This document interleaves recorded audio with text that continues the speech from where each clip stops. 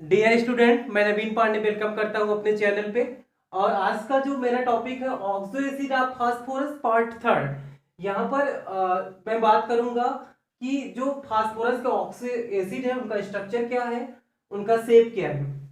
साथ में जो हमारी बातें होंगी, हम क्या बताएंगे, लुईस डॉट स्ट्रक्चर की बात करेंगे। यहाँ पर किसकी बात करेंगे, लुईस डॉट स्ट्रक्चर की बात करेंगे। और साथ में आपको बताएंगे कि इनमें हाइब्रिडाइजेशन क्या है और इनका शेप क्या है।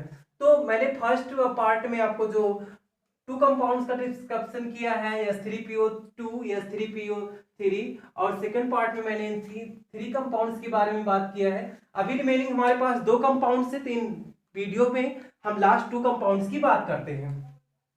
तो पहला जो हमारा है H4P2O5, H4P2O5।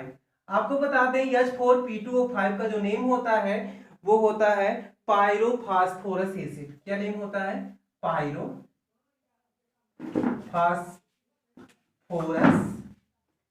एसिड।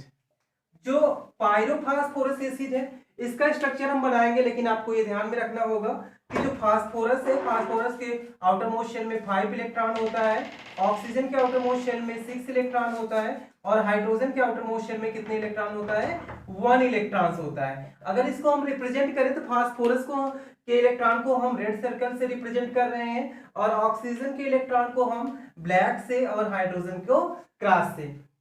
यहाँ पर अगर हम बात करें H4P2O5 की, तो स्ट्रक्चर जो हमें बनाना है, हमें ये ध्यान में रखना है कि ऑक्सीजन के आउटर मोस्ट शेल में 8 इलेक्ट्रॉन से ज्यादा ना हो, हाइड्रोजन के आउटर मोस्ट शेल में 2 इलेक्ट्रॉन से ज्यादा ना हो, और फास्फोरस के आउटर मोस्ट शेल में 10 इलेक्ट्रॉन से ज्यादा ना हो। इन बातों को मुझे क्या कर रखना है, ध्यान में रखना है। तो आइए बात करते हैं कैसे हम इनका स्ट्रक्चर ड्रा करते हैं। सबसे पहले हम क्या ले लेते हैं, फास्फोरस ले लेते हैं। ये मेरे पास फास्फोरस है, 2 फास्फोरस लेने हैं, और इनके पास इलेक्ट्रॉन्स कितने हैं आउटर मोस्ट शेल में, आउटर मोस्ट शेल में इनके पास जो इलेक्ट्रॉन है वो 5 इलेक्ट्रॉन्स है। कितने इलेक्ट्रॉन्स है, 5 इलेक्ट्रॉन्स है। तो यहां पर जो है 5 इलेक्ट्रॉन्स मेंशन कर लेते हैं।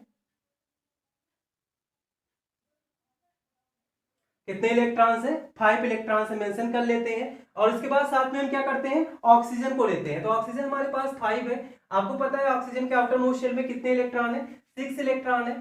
तो आपको ये भी पता है कि ऑक्सो एसिड में फास्फोरस से एक ऑक्सीजन ऐसी होती है जो डबल बॉन्डेड होती है। तो यहाँ पर मुझे डबल बॉन्ड बनाना है। यहाँ पर ऑक्सीजन लेते हैं और इनका एक एक इलेक्ट्रॉन फास्फोरस के साथ पार्टिसिपेट हो जाता है। आगे बात करते हैं, यहाँ पर भी हम क्या करेंगे, ऑक्सीजन लेंगे, और ये क्या हो जाएगा आपका 2 लोन पेयर यहाँ पर, और 2 इलेक्ट्रॉन्स यहाँ पर आ जाएंगे।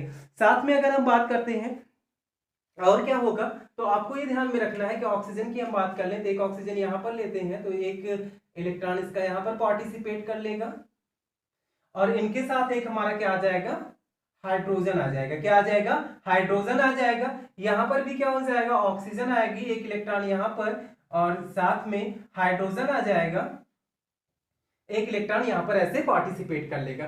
साथ में अगर हम बात करें, अब जो दो हमारे पास रिमेनिंग बचे हैं, तो यहाँ पर क्या आ रहा है, हाइड्रोजन आ रहा है। क्या आ रहा है, हाइड्रोजन आ रहा है। तो यहाँ पर देखिए, अगर हम कंप्लीट स्ट्रक्चर की बात करें, तो ऑक्सीजन के आउटर मोस्ट शेल में कितने इलेक्ट्रॉन हो गए हैं, 8 इलेक्ट्रॉन यहाँ पर है, 8 इलेक्ट्रॉन यहाँ पर है, और 8 इलेक्ट्रॉन यहाँ पर है, 8 इलेक्ट्रॉन ये हो गया आपका, 8 इलेक्ट्रॉन ये हो गया आपका।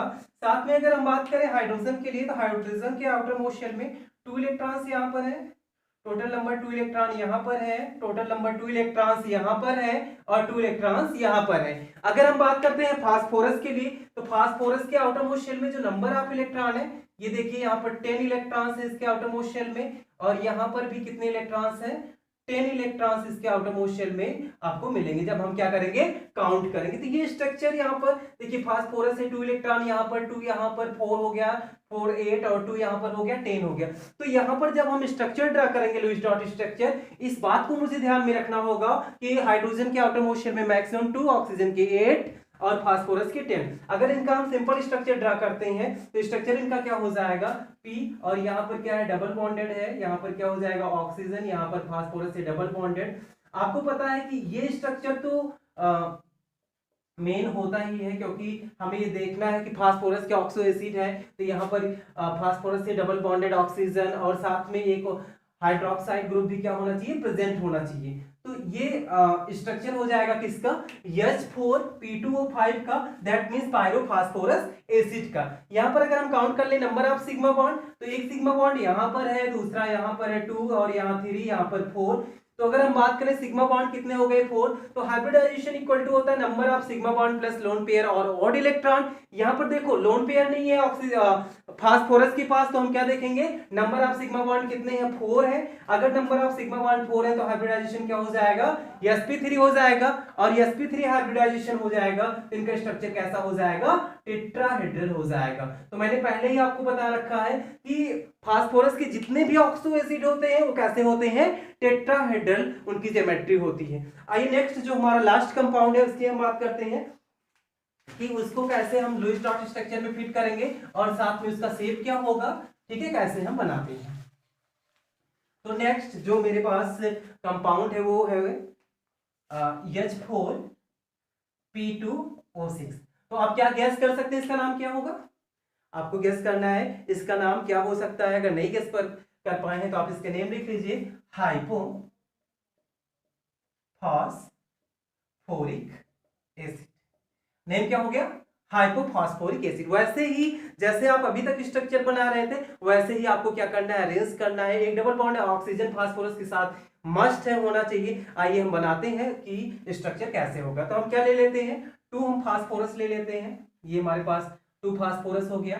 यहाँ पर दोनों पर क्या कर देना है हमें, डबल बॉन्ड ऑक्सीजन यहाँ पर ऐड कर देना, डबल बॉन्ड यहाँ पर, दैट मींस 2 इलेक्ट्रॉन इसके यहाँ आ जाएंगे, 2 इलेक्ट्रॉन यहाँ पर आ जाएंगे, 1 इलेक्ट्रॉन इसका आ जाएगा, 1 इलेक्ट्रॉन इसका आ जाएगा। ये तो कंप्लीट हो गया। अभी इसके पास कितने इलेक्ट्रॉन बचे हैं, 2 बचे और हैं, एक इधर कर लेते हैं, एक इधर कर लेते हैं। साथ में क्या कर लेते हैं, इसके भी 2 इलेक्ट्रॉन से एक ये ले लेते हैं और एक ये ले लेते हैं। अब हम क्या करते हैं, ऑक्सीजन को ऐड कर लेते हैं। तो एक ऑक्सीजन आपकी यहाँ पर आ गई, ठीक है, इसके पास 2 लोन पेयर्स है और 2 इलेक्ट्रॉन यहाँ पर आ गए बॉन्डिंग के लिए। यहाँ पर ऑक्सीजन है, यहाँ पर क्या हो गया, 2 लोन पेयर्स है और 2 इलेक्ट्रॉन यहाँ पर आ गए। नेक्स्ट हम बात करते हैं ऑक्सीजन की, तो ये ऑक्सीजन आ गई, इसका 1 इलेक्ट्रॉन इनके साथ और 2 यहाँ पर लोन पेयर है, 1 इलेक्ट्रॉन आया और साथ में क्या हो गया, वहां से हाइड्रोजन बॉन्ड आके बना रहा है। यहाँ पर ऑक्सीजन फिर से लेते हैं, 1 इलेक्ट्रॉन यहाँ पर, 2 लोन पेयर प्लस क्या हो जाएगा, प्लस आपका हाइड्रोजन आ जाएगा।